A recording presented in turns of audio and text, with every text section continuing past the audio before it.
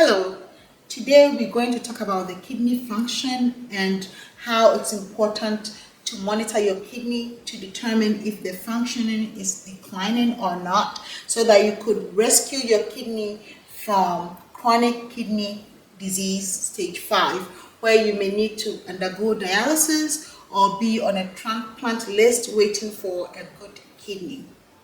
Our kidney is very important because it's responsible for maintaining balance in our body, whether it's water balance, whether it's electrolyte balance.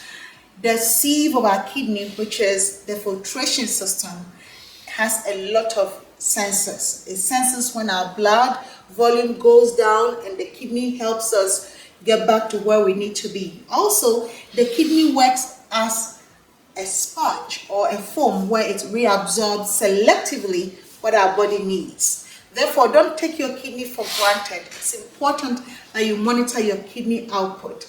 On an average, an individual is supposed to make about 90 milliliters of urine every minute. Not all the urine we make comes out as urine. Of course, some is reabsorbed into our body. And for an average adult, you should have at least 25 to 30 milliliters of urine output every hour if you pee based on that cadence. At least in 6 hours, you should have emptied your bladder. It's not advisable to hold on to urine longer than 6 hours. If your kidney is functioning right, in 6 hours, you should have the urge to pee. When your kidney functioning goes down, it affects the volume of your urine and the quality and consistency of your urine, where you begin to see a color change and also some sediments in your urine. Our kidney is responsible for filtration and reabsorption of nutrients the body needs. The kidney is so selective in sensing what the body needs and reabsorbing it from the urine back into the body. When the kidney senses that we have too much fluids in our body, it helps us get rid of them by producing more urine. The average person is supposed to have about 90 milliliters of urine produced in a minute. So 90 ml of urine per minute. Of course, not all that urine comes out whenever you urinate. The body holds on to some, and while we are urinating, there is also reabsorption of electrolytes and water from our urine constantly. Therefore, on an average, a normal or average person, that is an adult, should have about 25 to 30 milliliters of urine output every time they urinate, if they urinate hourly. So in an hour, if you're a person that likes to urinate every hour and you have your bladder controlled in such a way and you don't have any other disease process going on, there should be at least 25 milliliters of urine output every time you urinate. In a day, it's estimated to be about 800 to 1200 milliliters of urine per day.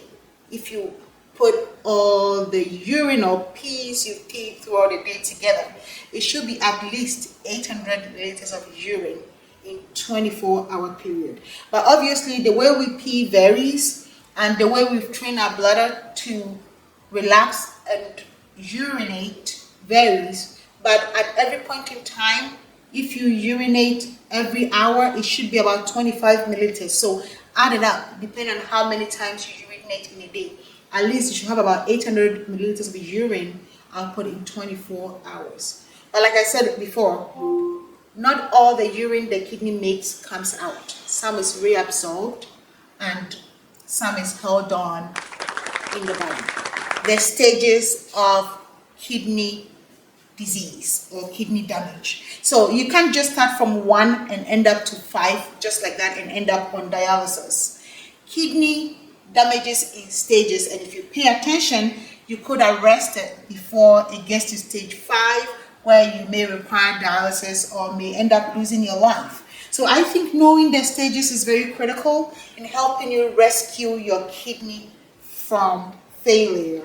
The first stage is stage 1. Okay, stage 1. Stage 1 is still considered a kidney disease, even though you may be putting out adequate urine per minute. Remember, at least your kidney should be making about 90 milliliters of urine per minute. And in stage 1, you may still be meeting that goal. The color of your urine may be good to the sight, but maybe under the microscope, you may have some blood in it, you may have some other things in it that is not available to the naked eye. So we may say you have chronic kidney disease stage 1, and everything is still doing good, you're functioning okay. Stage 1 could be because you have a urinary tract infection that you are still taking medications to cure, and it's affecting you but not impacting you significantly because your urine output is still good and meeting where it should be. And then we move on to stage 2. With stage 2, we say you have mild disease, kidney disease, because you're still filtering between 60 to 89 milliliters of urine every minute, which is still good. Your urine color may be okay, and we can't safely say that is damaged significantly because you're still functioning. You're not having ammonia breath. You are not having any fogginess in your thought process. You're not having much symptoms, and you're still compensating so well and functioning okay. So stage 2, a few may see some changes, but not everyone. So remember, I said kidney disease is in stages, right? Then we move to stage 3. Chronic kidney disease stage 3, there are 2 types of stage 3. We have stage 3A and stage 3B. For stage 3A, your kidney function may be 45 to 59 milliliters per minute. You're still filtering urine. So we'll say kind of mild to moderate damage because you're still filtering urine, just that it's not up to the 90 that you were supposed to be. 45 to 59 milliliters per minute is better than nothing, right? Then we have 3B. 3B, it drops even lower, where your urine filtration is 30 to 44 milliliters per minute. So remember how 3A is 45 to 59 milliliters per minute. In 3B, it drops further down to 30 to 44 milliliters per minute. That is how much urine your body is filtering out every minute. And that is considered moderate to severe because it's less than half of the 90, at least the 90 milliliters per minute that you're supposed to produce every minute, right? So 3B should be a wake-up call, even if you've ignored stage 1, stage 2, 3A. 3B is dropped significantly to 30 to 44 mLs per minute. That should be a wake-up call. It's about half of where your kidney function to be. And if you don't pay attention to 3B, you go to stage 4. Stage 4, it declines significantly to 15 to 29 milliliters per minute. That is how much urine you're making out. So it's dropped significantly to 15 to 29 milliliters per minute. And at that point, you can say your kidney is severely damaged. And then the almighty stage 5, where you are at end stage of kidney disease. There is no point of turning back, regardless of what we do, whether it's medications or what. You may have to be on dialysis or be on the waiting list for kidney transplant if you are lucky.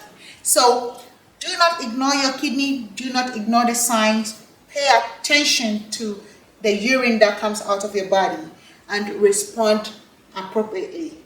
Make sure you are proactive if you see something that doesn't make sense.